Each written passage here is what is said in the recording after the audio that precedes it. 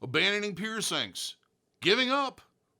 Coming up next on Body Piercing Basics, we're going to go through some of the reasons why you should abandon a piercing, why that might come up, and what you should do afterwards.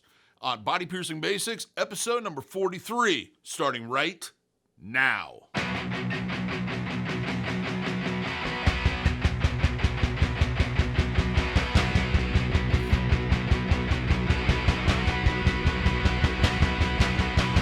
For those that are new to the channel, my name is DaVo. I'm a professional body piercer and have been since 1994. I'm the owner and operator of the Axiom Body Piercing Studio located here inside Skin Kitchen in Des Moines, Iowa. So when I talk to you about these things, I'm talking to you about a subject that comes up from time to time, and I have helped people through the process of abandoning piercings and all the reasons for that.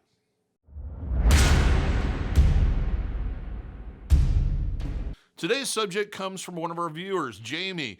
She asked if I could write a video on the proper way to remove jewelry and, what should be done afterwards to make sure to kind of limit scarring and etc. There's a lot of different reasons why you may need to remove jewelry. The first one being is that you've had a lifestyle change. You got a new job.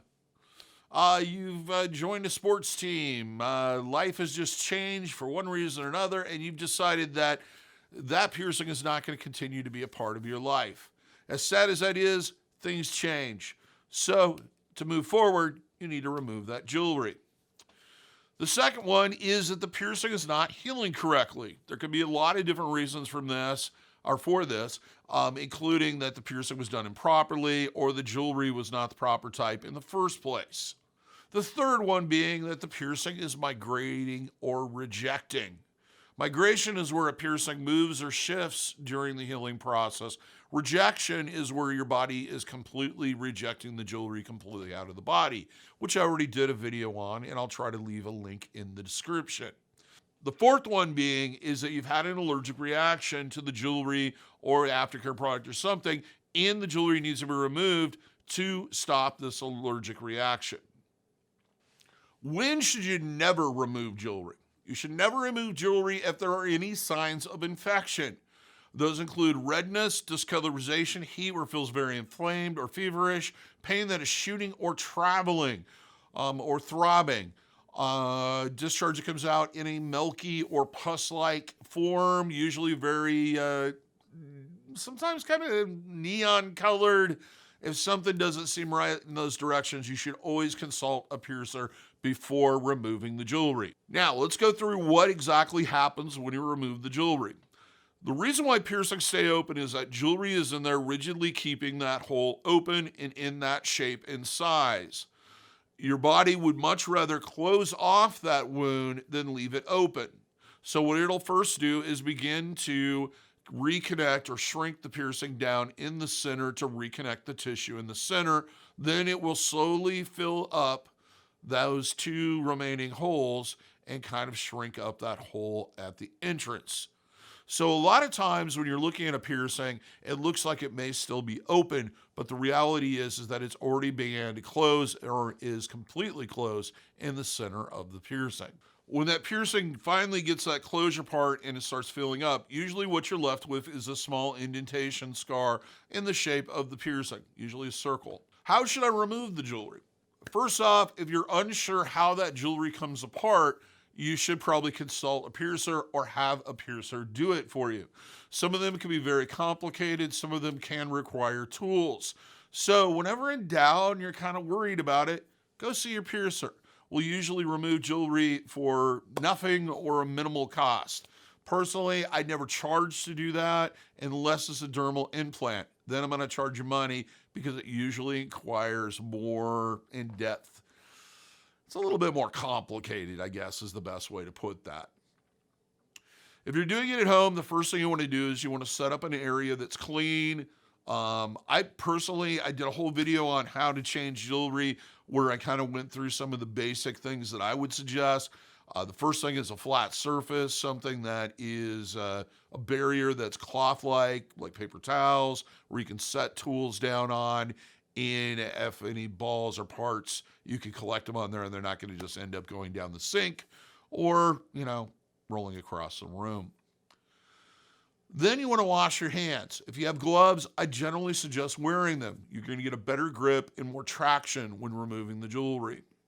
Once you've got the closure off, or the jewelry bent, or whatever way it comes out, it's not a bad idea if you have a little bit of water-based lubricant to lubricate the jewelry, kind of running it along the edge of the side that you want to pull out. The lubricant will kind of reduce the amount of stress and strain on the piercing as that jewelry is removed from the piercing, and it's going to make it come out a little bit easier. Then it's simple. You just slide the jewelry out, put it in a package, pack it away, and then we'll move on to what I would suggest after the fact. If the piercing is still healing, I would suggest treating it just like you would any other cut, abrasion, wound, puncture wound, etc. that you may have on your body. This would include cleaning off the area on a regular basis with a good soap and water a couple times a day just to make sure that the area is clean. Also, avoiding any possibilities or likelihoods of cross-contamination. Just like that big long list of things that we went through when we told you how to take care of the piercing, you want to continue to do those things, like avoiding oral contact, washing your hands before you touch the area, all that fun stuff, and avoiding contact from other people, keeping your environment clean, etc. Unlike when you're healing out a piercing, where we wouldn't really generally suggest covering the piercing during the healing process, if you're going to be in a situation where it may get contaminated and you would be better off covering the piercing area where the holes are, it's a good idea to put something over it, like a Band-Aid or bandage. What if there is a bump or scar because the piercing was done improperly? Couple things you want to do in addition to everything else I already talked about is doing soaks and compresses with warm water and sea salt, just like you were healing out the piercing. Couple times a day for roughly about 5 to 10 minutes to kind of help draw that out. Also, lightly massaging the area, not really a lot of pressure, just light pressure, can sometimes cause those bumps to kind of start to rebuild back into normal tissue. Kind of stimulates blood flow in the area and helps reduce them. If that bump or scar tissue does not start to go away or seems to be getting worse, you need to go contact your physician as soon as possible. One of the reasons why that is because it could be an abscess or a cyst from a former slight infection that you had that you were unaware of. It may need medical attention, you may need medication, and that bump may need to be lanced and drained. Do not ever go to a piercer and have them do this for you. This should be done by someone who is trained as a medical professional, not somebody who pierces. Allergic reactions. You should see an immediate reduction in some of those allergic reactions that you've been seeing. If you don't start to see them subside, seek medical attention. It could be something else is going on, including an infection, because often allergic reactions and infections act and react pretty much the same way. Now, in closing, here's some of the normal reactions or things that you're going to see during that closure period. The first one is that the piercing holes will sometimes shrink a little bit or seem less pronounced. That's normal. Since that jewelry is not in there keeping it rigidly in that shape, it will kind of sometimes oval a little bit or flatten out, be almost like a mouth, like a little mouth opposed to a perfect circle. As the holes fill, it is not uncommon to see kind of this discharge kind of squeeze out of it, especially if you squeeze the piercings. It looks kind of like cream cheese. It has a very distinct odor to it, kind of nasty. What that is sebums. It is oil, dirt, dead skin cells, and all kinds of other stuff that collects normally on your skin, but because most people bathe on a regular basis, you don't really notice it.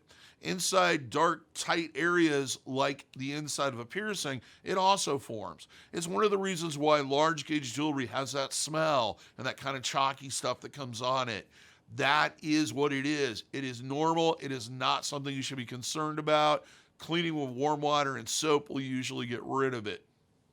Understand, the larger the piercing is, the longer you've had it in, the longer it will take to heal or close completely. With large gauge jewelry, especially those that have kind of gone beyond that point of no return, where your body lacks the ability to squeeze it shut, may never close completely. A good example of this would be ears that have been stretched beyond 2 gauge. They tend to be, that kind of tends to be kind of that magic number that once you go past it, that piercing's never going to close completely, and it's probably going to require cosmetic surgery to be completely closed again. And when someone young comes in and starts talking about getting their ears stretched, it's one of the many things that I will generally bring up is that if you think you're going to be in a profession where you're not going to be allowed to have these large gauge piercings, you need to save up for that roughly $10,000 surgery to have them cosmetically fixed. Or don't stretch your ears out that far. Once the piercing completely heals and it starts to fill up and etc., usually what you're left with is a small indentation scar. Kind of some people, depending on how thick the jewelry was when it was pierced or what you wore in it, it's kind of the equivalent of maybe a deep pore. On most people, it's not overly noticeable. It really depends on, one thing is your skin pigment, etc. You can kind of reduce some of the scarring by gently massaging the area using like vitamin E oil. Some people have had success with, where it'll help kind of reduce some of that scarring. My grandmother would swear by aloe vera, straight from the plant. None of that processed stuff. Well, I hope that gives you a basic overview of how to remove jewelry, how to abandon a piercing, and some of the things you should consider during that process. If you have any questions or you feel like I didn't explain something fully, or maybe I missed something, please leave a comment. I generally answer them on a regular basis. If you enjoyed this, give me a thumbs up. If you learned something, give me a thumbs up. If you'd like to see more videos on piercing and tattooing with a focus on education, subscribe, hit that notification bell. We post these all the time, and you won't miss one if you hit the notification bell, that is. The only additional things I'm going to say is this. Hope all your piercings heal with ease and without a single issue. And if you're in the Des Moines, Iowa area, I hope to see you for your piercing needs in the future. Thanks for watching, everybody. Have a good day. Go out there, do something, enjoy yourself, and make a difference.